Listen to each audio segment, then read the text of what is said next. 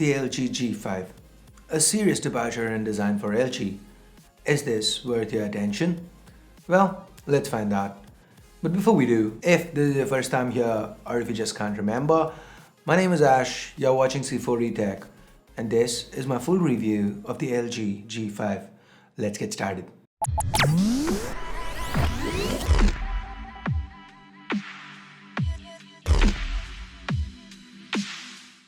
With the G5, LG's made quite a few radical changes to its design. For starters, the back's not removable anymore. Why? Because well, the phone's built out of metal now. And there was this whole issue surrounding that, but I'm sure you've heard or at least read about it by now, how there's actually a primer on top, like with cars and planes and whatnot. So I'm just gonna call it metal. Anyway, thanks to the metal build, the back's not removable, but LG does let you swap batteries out. How? Press this little button, slide, and there you go. Now, in a refreshing change of pace, LG's also made this entire module swappable. As of now, there are a couple of alternates available. Number 1, a camera grip. This adds a physical shutter button and a zoom dial, also comes with a 1200 mAh battery built in. So that bumps up the entire battery capacity to 4000 mAh. Number 2, a 32-bit piano DAC that makes your phone a little longer but provides better audio output. Coming back to the build, the top curves slightly for no reason really except the fact that it looks cool and I actually like it. I feel it enhances the looks of the phone. The G5 is just 7.5 millimeters thick and weighs in at around 160 grams. Given that the display is now smaller, it feels great for single-handed usage. There's no more subtle curving of the display or the back, but the G5 does feel ergonomic. Now, like I said, LG's gone smaller with the display. We have a 5.3-inch Quad HD IPS LCD display that's covered by Gorilla Glass 4, giving the G5 a pixel density of 554 pixels per inch.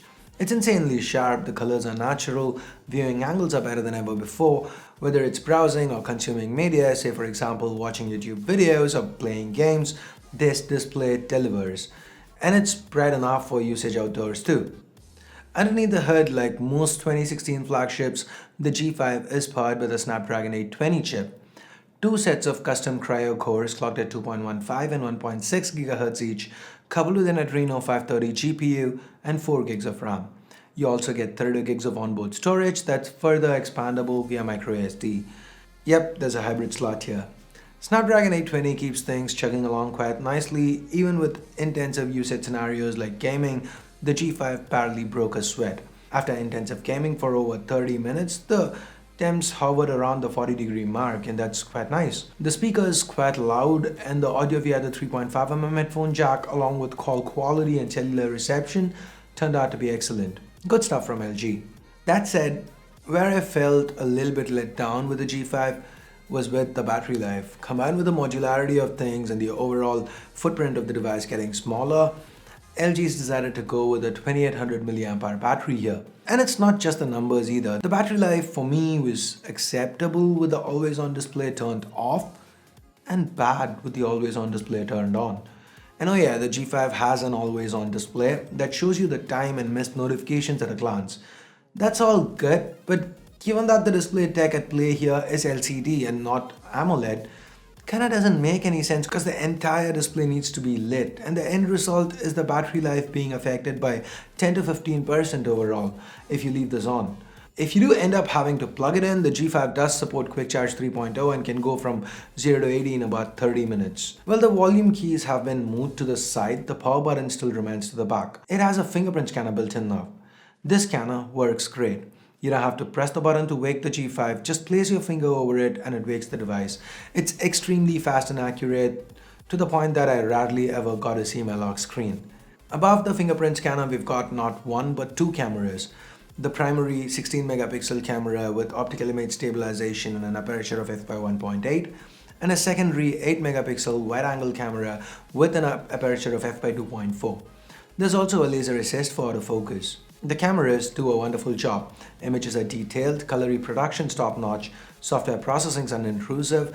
This is one of the best cameras on a smartphone this year.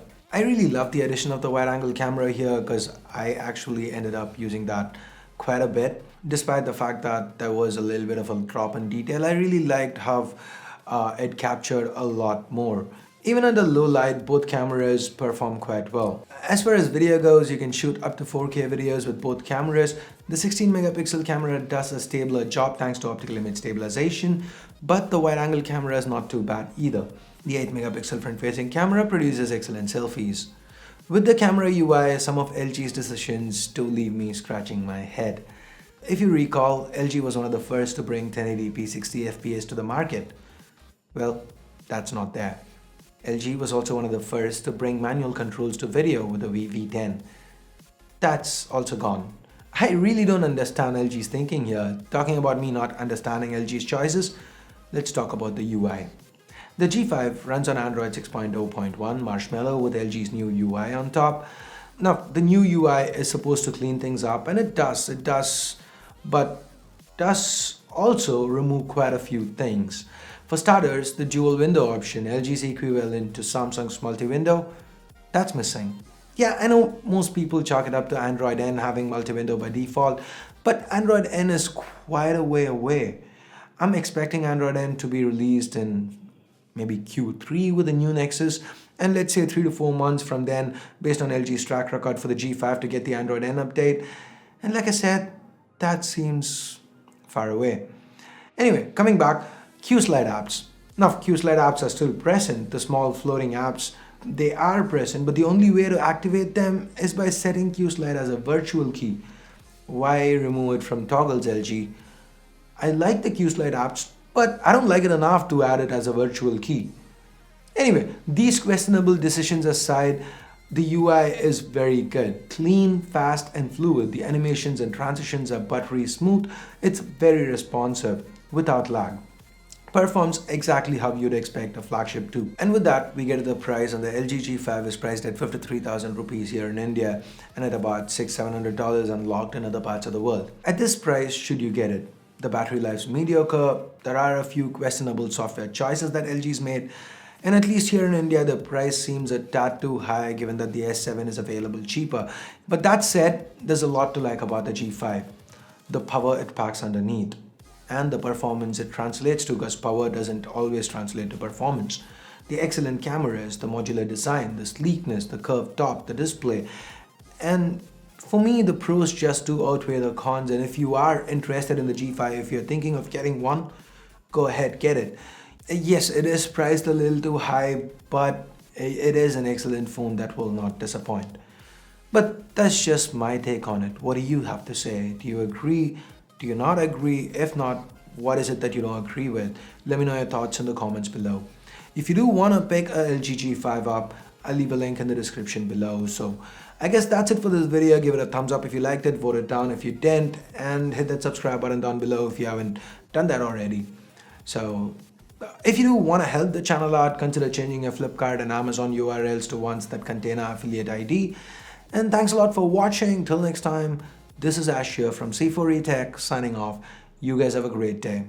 Bye bye now.